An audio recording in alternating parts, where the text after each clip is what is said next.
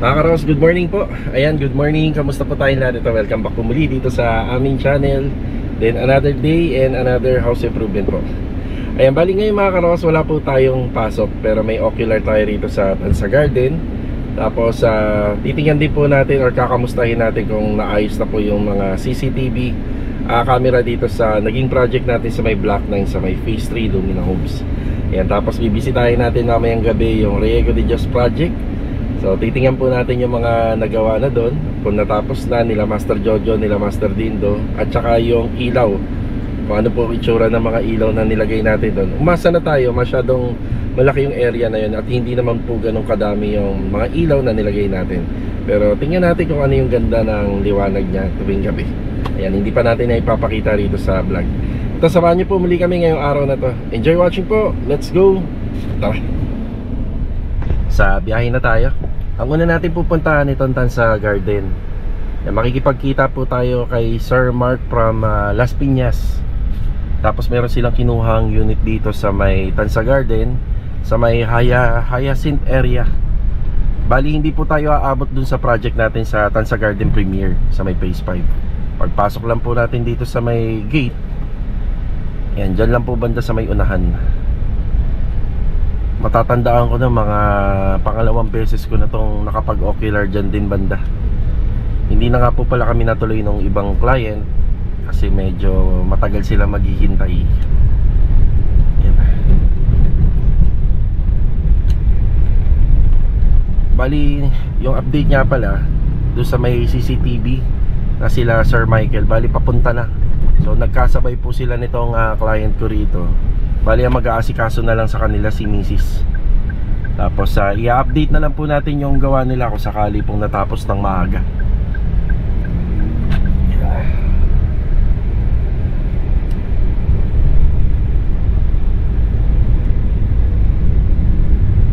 Kahapon ang sama ng panahon. Alas 3 ng hapon hanggang pa alas 7 ng gabi. Malakas ang ulan.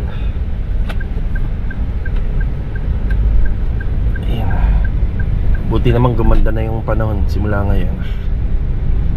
Shoutout kay Kuya Guard, good morning. Nakabisado na ni Kuya Guard yung yung mga sasakyan, kaya mabilis niya tayong pinapapasok. Okay, dito na lang po tayo maghihintay. Yan, dito po yan eh. Alin man dyan sa sa pwedeng rito, pwedeng doon, or pwedeng doon banda. Yan yung parang malaking bahay na yan, yung isang buo na building, condominium po yata yan, condo. Dito na nga pala sila Sir and Ma'am. Ayan, susundan na lang po natin sila. Bali mga ka-row house, ocular lang po to. Yan, kung sakali pong magkasundo kami, ilalagay po namin sila sa line up. Yan, luwag ng kalsada rito.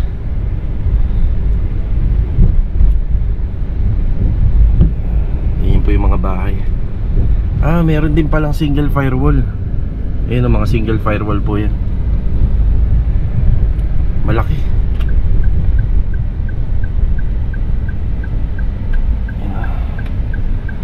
Cream and red. Cream and maroon, yun ang motif color.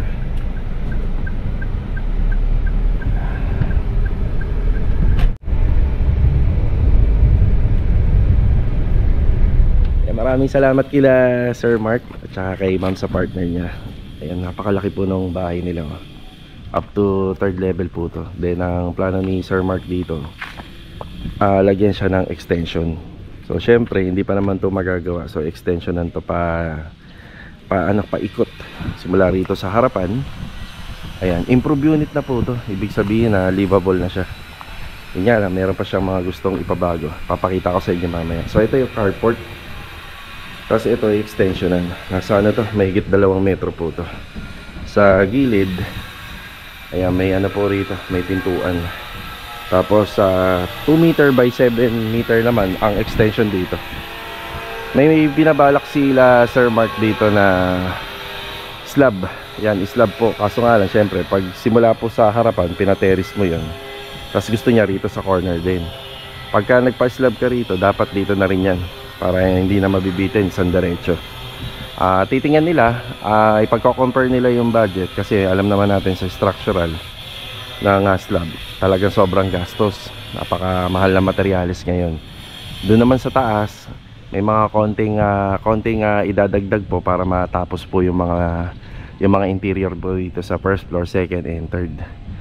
Ayan, bali dito nagbigay naman na po sila ng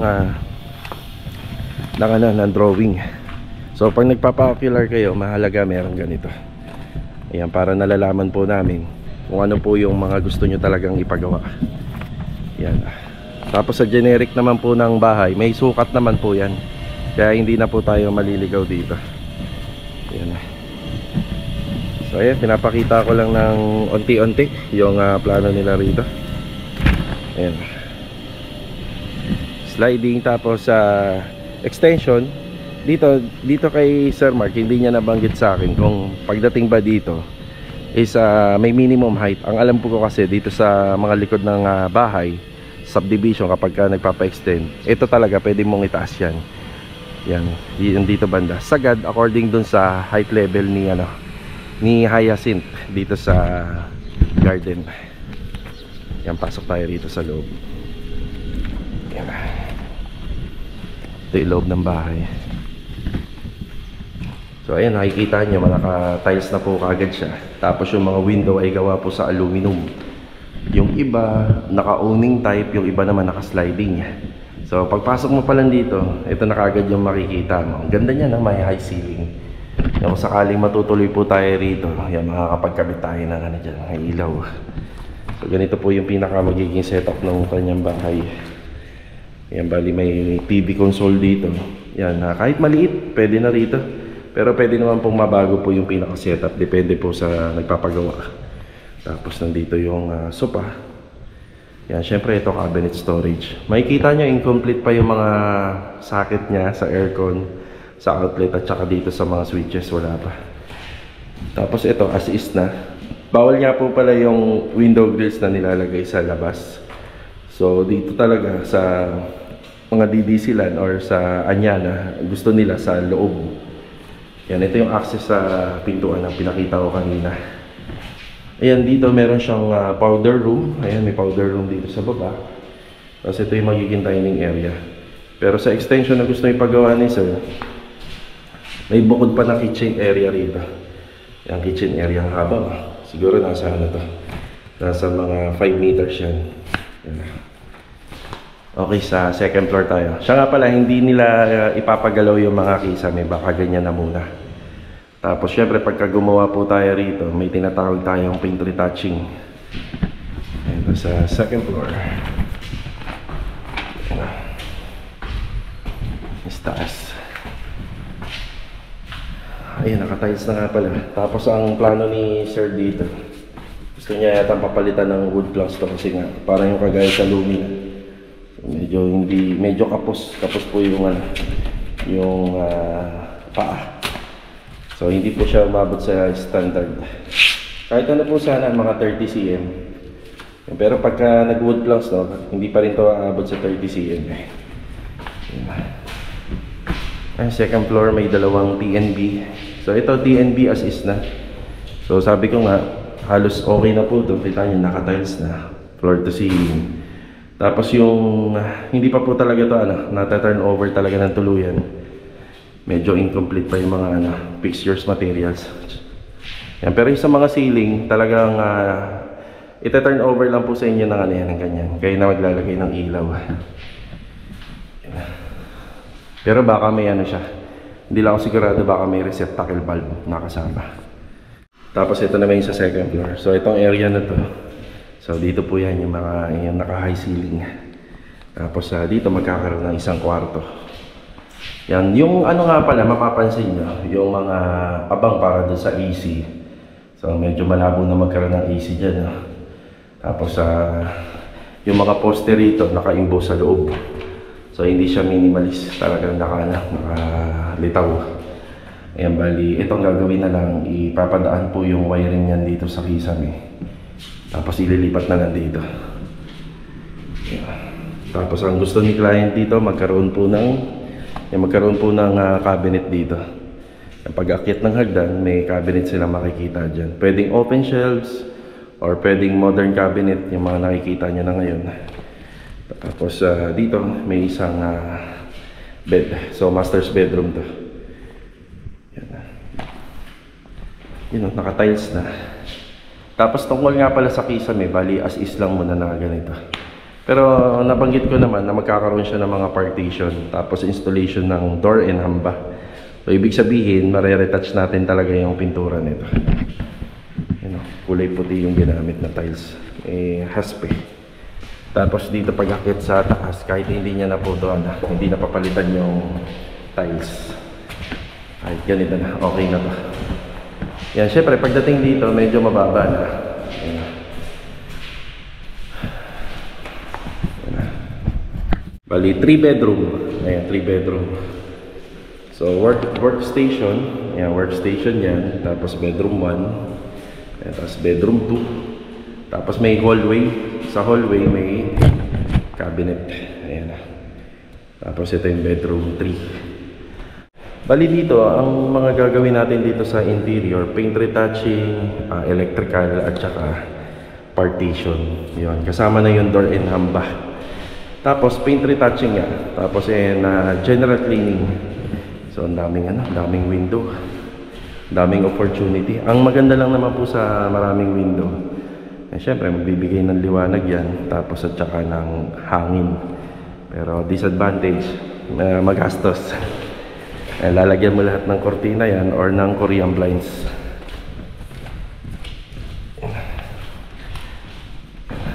Naka-terrace. Yan. Yan, hindi ko nabubuksan. Okay na po yan.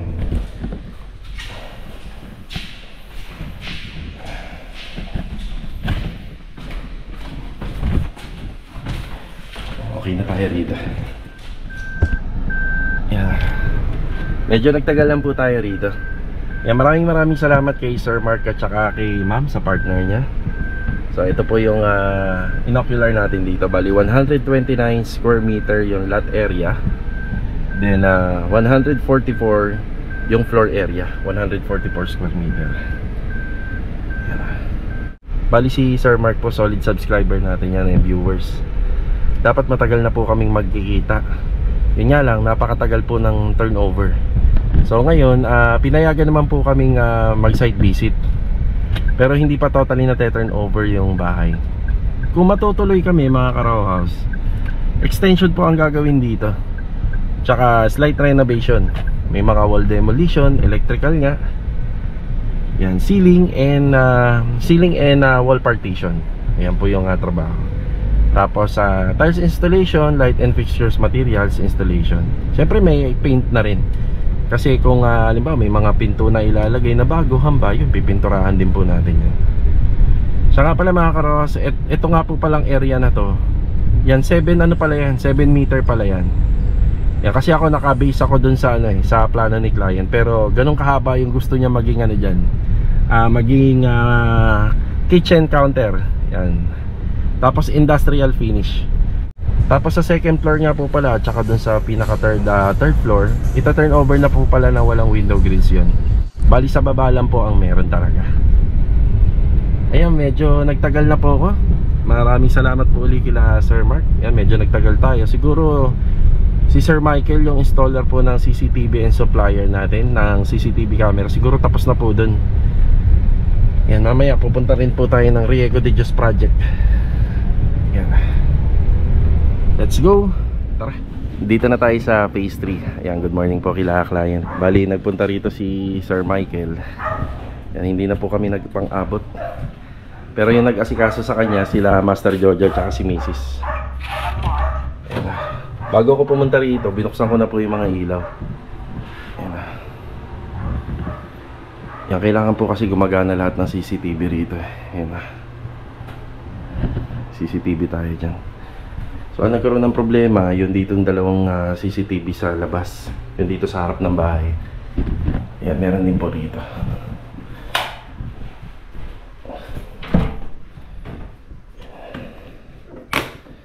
Yan. Yun, gumagana na.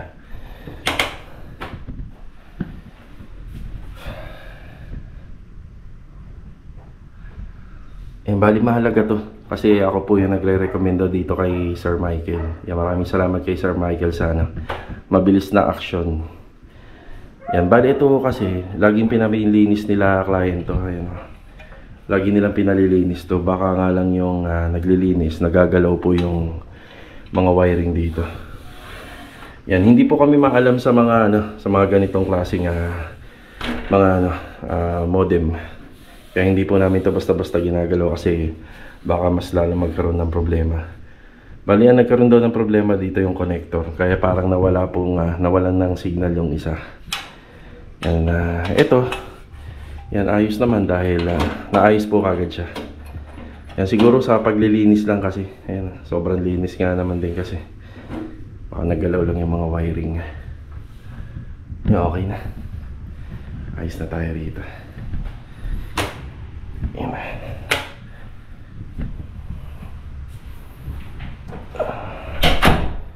Bali kami yung nag-aalaga ng bahay na to.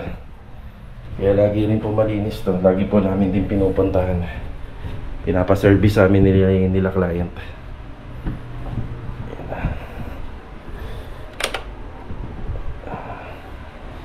Ganda-ganda ng bahay.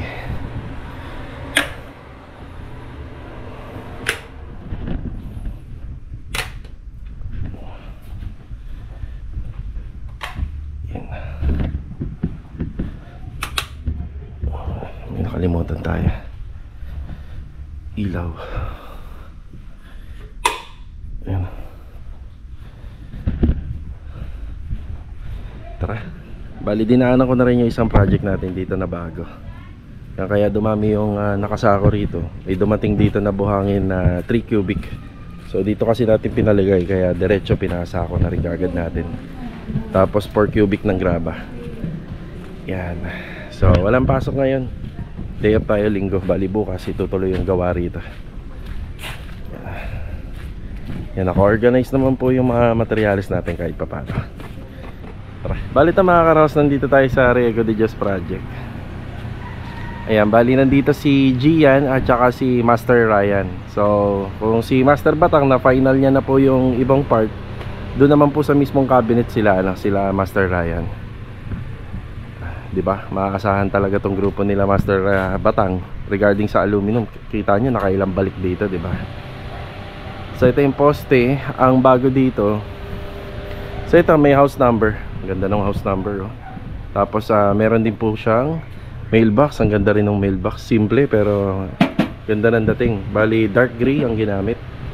Tapos black and gold naman po dito sa house number. Bagay na bagay. Yan, gusto talaga ni ma'am na may touch of gold, no? Ganda. Yan, batiin muna natin yung kasama natin dito. Ba, very good, oh. Makapaan na lang sila. Yan. Linis na po to mga karoho, sobrang linis. Magtatanggal na lang po kami ng gamit. Then bukas, araw ng Lunes, isang araw na lang po si Master Dindo rito. Yung tungkol nga po pala sa CCTV, hindi na po natin yan mapapakita kasi mag-uusap pa dito si mama tsaka si Sir Michael. Tapos bukas araw po ng Lunes, may magkakabit po ng rito, mga Korean blinds. Kaya after magpakabit, bali papa-general cleaning na po kagad natin. Ayan, kasama natin dito. Yan, magandang tanghali kay Master Ryan tsaka kay Gian. Yun, no? Shout out. Okay, bali si Master Ryan ang bumuo nito. Yan. Pero yung mga tungkol po dito, si Master Batang po yung gumawa. Yung mga pinasikaso natin yan. Ito mga to. Yung final retouching na yan kay Master Ryan. Para sigurado pagka turn over po natin. Yun nga pala sa nagtatanong, bakit daw, ano bang tawag talaga rito, pre? Bangaw o ano? Langaw o bangaw? Bangaw malaki. Bangaw malaki. So langaw to, ang tawag dito. Hindi rin po natin alam bakit malangaw, pero ang alam ko lang po kasi may nag-aalaga ng poultry rito yata, dun sa dulo. Hindi naman madami yung alaga, pero yun ang alam ko. Kasi hindi naman po makalat dito sa area. So yung tungkol nga rin po pala rito, ayan, mas maganda na po siya tingnan, mas bagay na. Yung kulay, dun po kami nagkaroon ng pagkakamali sa pagpili po ng kulay. In order ko po kasi to sa cellphone lang, sa messenger. Bali, nagpakita sa akin sila ng mga pictures. Nagustuhan ko po kasi glossy. Itong wall fluted panel na to, glossy po yan. Para every time na hawakan po, bubuksan po yung pinto niya. Hindi ho basta-basta mamamansyahan. Mas bumagay. Ginastusan ko na nga lang po para mas maganda. Kasi kulay parang kulay blue yung tingnan yung luma nito, parang kulay blue. Di ba? Mas maganda na siya. So, yan, pre. Hanggang dito pare. Pre, hanggang dito. Yan. Tsaka doon sa kabilaan din. Tingin mo naman saan yun, anong makikita ng silan. Yan na lang po yung asikasuhin nila. Tapos itong dalawang basin cabinet. Yan, sa taas. Ito po kasi nilalagyan din po ito. Yan, napaasikaso ko na. Tapos yung silicone sealant dito. Yan, talagang babalik po sila kasi nga pinaano ko po ito pinabago ko uli. Yan, isisilikon po uli yan.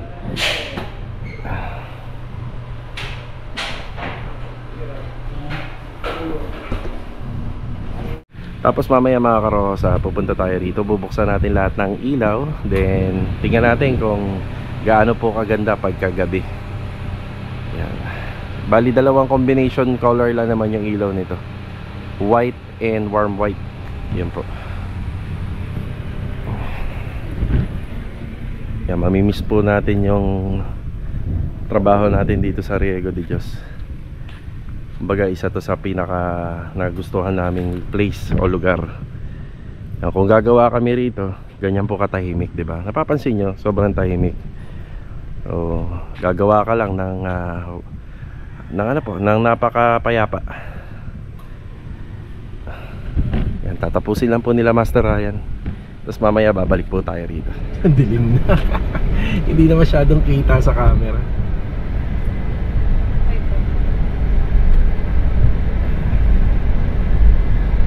Dilim na. Okay.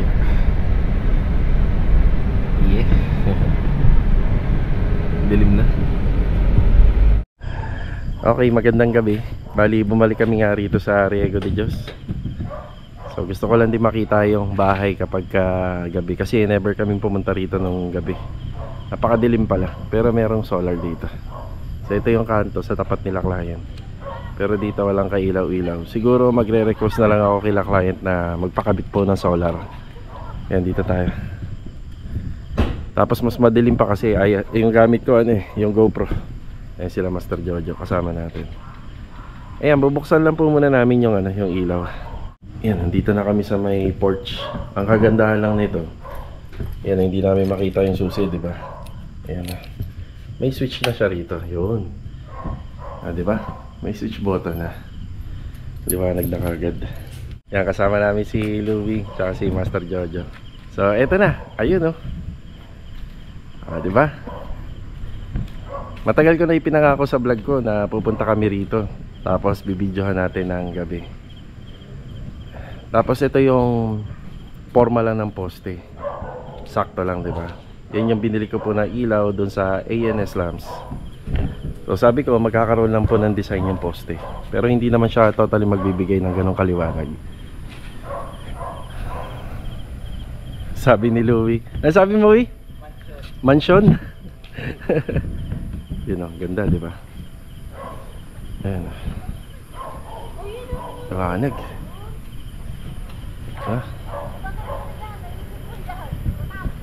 Pasok tayo rito. Hindi na po ako papasok sa loob. Ayan, dito na lang tayo sa gate. Ayan, maliwanag po siya. Sakto-sakto lang po yung ginamit natin na mga ilaw. Tapos dito rin po sa may carport. Ayan. Dito sa may outdoor kitchen. Ayan. At syempre yung bulada natin. Yan. Napakaganda. Yung ilaw nga po pala sa taas, talagang dim lang po yung nilagay namin. Yan, dim lang siya kasi ang finish niyan is acrylic emulsion para hindi po masyadong makintab po yung yung liwanag ng pader. Tapos dito tricolor po yung mga nilagay namin dito. Then yung sa poste, Yung warm white lang naman po yung kulay niyan, warm white. Ayan na. Okay, ganda. Yan, tapos napakatahimik, di ba? Kailangan lang talaga nito solar. Yan, para kapag kahit pa paano may liwanag dito. Bali ito mga karaos, hanggang dito na lang po muna yung vlog namin ngayong araw ng linggo. So kita-kita na lang po ulit tayo for the next video. Yan, God bless. Ito, paalam po muna.